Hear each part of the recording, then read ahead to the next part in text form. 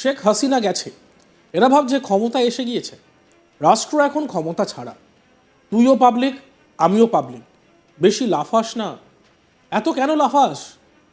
তবে এত লাফানোর জন্য তোকে ধন্যবাদ জানাবো। এতে করে ক্ষমতায় আসার আগে তোর আসল চরিত্রটা মানুষের সামনে চলে এসেছে। মানুষ এখন বুঝতে পারছে তোমাকে ক্ষমতা দিলে তুমি মানুষের ঘরে ঢুকে ডাকাতি করো। অন্তর্বর্তীকালীন সরকারের প্রধান মোহাম্মদ ইউনূসকে প্রকাশ্যে হুঁশিয়ারি এক মৌলবী। নবী মুহাম্মদকে নিয়ে বাজে ইয়ার্কি মারার পর মৌলানাদের টার্গেট হয়ে গিয়েছেন মোহাম্মদ ইউনূস। মৌলবীরা হুঁশিয়ারি দিয়ে বলছেন, বেশি লাফাস না। বাংলাদেশে ভারত বিদ্বেষ থামার নাম নেই। এই অবস্থায় দিনের পর দিন ভারত বাংলাদেশ সম্পর্ক খারাপ থেকে অতি খারাপের দিকে এগোচ্ছে। এই পরিস্থিতিতে এবার বাংলাদেশের অন্তর্বর্তীকালীন সরকারের প্রধান মোহাম্মদ ইউনূসকে প্রকাশ্যে হুমকি দিচ্ছেন এক মৌলবী। তিনি বলছেন, শেখ হাসিনা গিয়েছে, এরা ভাবছে ক্ষমতায় এসে গিয়েছে, রাষ্ট্র এখন ক্ষমতা ছাড়া, তুইও পাবলিক আমিও পাবলিক, বেশি লাফাস না। এত কেন লাফাস? তবে এত লাফানোর জন্য তোকে ধন্যবাদ জানাবো। এতে করে ক্ষমতায় আসার আগে তোর আসল চরিত্র মানুষের সামনে চলে এসেছে। কি বলেছেন সেই মৌলবী, শুনবো।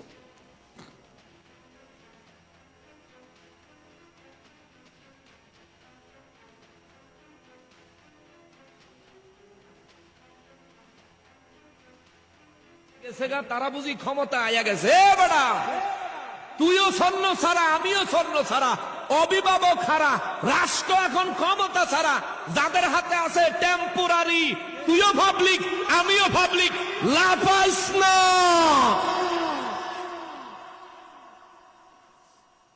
লাফাস কা তুই? এত লাফাও কা তুমি? তবে লাফাইয়া একটা বালাকাম করছো, তোর একটা ধন্যবাদ, তোরারে ধন্যবাদ যে তোরার আসল চরিত্রটা মানুষের সামনে, তোরারে ক্ষমতা দেওয়ানোর আগেই তোরা মানুষের সামনে নিজেকে আসল চরিত্র দেখাই দিছ। মানুষ এখন বুঝছে তোমরা রাতে ক্ষমতা দিলে মানুষের ঘরে ডুইকা ডাহাতি করবা, কিছু কইতে পারতো না। তোমরা এই কাজের দ্বারা এগুলো প্রমাণ হয়েছে। যে ক্ষমতাবান হবে তার উপর দায়িত্ব আছে। আপনি যদি ক্ষমতাবান হতে চান, আপনি ক্ষমতায় যদি যেতে চান, আপনার উপর দায়িত্ব হলো দেশের হিন্দু, বৌদ্ধ, খ্রিস্টান, ইহুদি, মুসলমান যত ধরনের মানুষ আছে সবার নিরাপত্তা নিশ্চিত করতে হবে। দিন কয়েক আগেই আরও এক মৌলবী ইউনূসকে সরাসরি হুঁশিয়ারি দিয়ে বলেছিলেন, বাংলাদেশের প্রধান উপদেষ্টা মোহাম্মদ ইউনূস সাহেবের একটা ভিডিও ক্লিপস আমরা দেখেছি। তিনি সরকার, মদিনা ও তার স্ত্রীকে নিয়ে হাসি ঠাট্টা করছিলেন। তার জানা উচিত, আমি আমার নবীর জন্য আমার মাকে ছাড়তে পারি, সব কিছু ছাড়তে পারি, ওনাকে নিয়ে আমাদের কোনো সমস্যা নেই, কিন্তু রসুলের বিরুদ্ধে যখন বক্তব্য রাখেন তখন প্রতিবাদ করব। কিছু লোক আছে যারা এর প্রতিবাদ করে না, তারা শুধু মসনদ চায়, চেয়ার চায়, ক্ষমতা চায়, কিন্তু সুন্নিরা কোনো ক্ষমতা চায় না। কি বলেছেন সেই মৌলবী মুফতি গোলাম রব্বানী কাশেমি, শুনব। প্রধান উপদেষ্টা ডক্টর মোহাম্মদ ইউনূস সাহেবের একটা ভিডিও ক্লিপস দেখেছি আমরা আজকে। তিনি সরকারে মদিনা এবং তার স্ত্রী আমাদের মা উম্মাহাতুল মুমিনিন হযরতে মা খাদিজাতুল কুবরা রাদিয়াল্লাহু তাআলা আনহাকে নিয়ে হাস্যরস করছিলেন। তিনি জানা উচিত যে my prophet my soul, my prophet my heart, my prophet my love, আন-নাবিয়্যু আওলা বিল মুমিনিনা মিন আনফুসিহিম। আমি আমার নবীর জন্য আমার মাকে ছাড়তে পারি, ফিদাকা আবি ওয়া উম্মি ওয়া রূহি ওয়া জাসাদি, সব ছাড়তে পারি। আমি কাশিমি আল্লামা তাহরি যখন দাঁড়িয়ে ওনার বিরুদ্ধে হয়তো বা প্রতিবাদ করব, ওনাকে নিয়ে আমাদের কোনো কঠিন জ্বালাতন নাই, কিন্তু বক্তব্য যখন রসুলের বিরুদ্ধে যায় তখন প্রতিবাদ করব। কিন্তু বাংলাদেশের কিছু তাওহীদি জনতা, মসজিদের লোভী, তারা প্রতিবাদ করবে না। এরা মসনদ চায়, এরা চেয়ার চায়, এরা সংসদ চায়, এরা দুনিয়ার ক্ষমতা চায়, কিন্তু সুন্নিরা আল্লাহর কসম রসুলের বিরুদ্ধে কথা বলবে। স্ত্রীকে আমরা 1 তালাক, 2 তালাক, 3 তালাক দিব। সুন্নিরা কোনো মসনদ চায় না, সুন্নিরা চাওয়া একটা, মৃত্যুর আগ পর্যন্ত মদিনাওয়ালা গোলামীর তামান্না চাই। ডান হাত তুলে বলা ঠিক কিনা? আমার ভাইরা, তাদের জেনে রাখা দরকার পৃথিবীর জমিনে একটি বংশের মানুষের দাঁত নাই।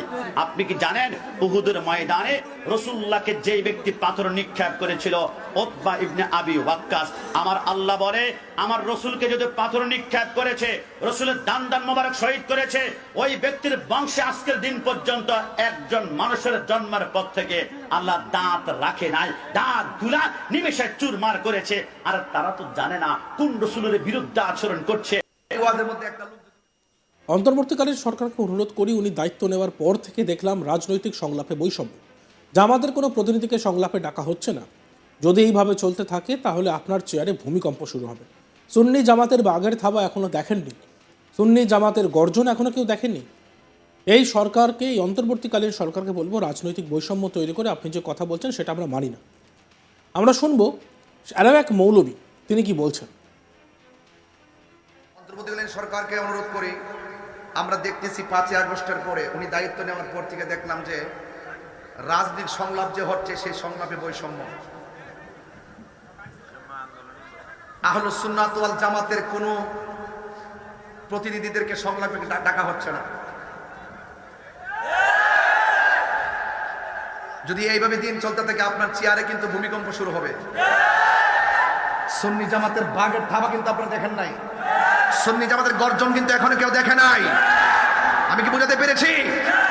এদের অন্তর্বর্তীকালীন সরকারকে বলবো, রাজনৈতিক সংলাপ নিয়ে আপনি যে বৈষম্য সৃষ্টি করে কথা বলছেন সেটা আমরা মানি না।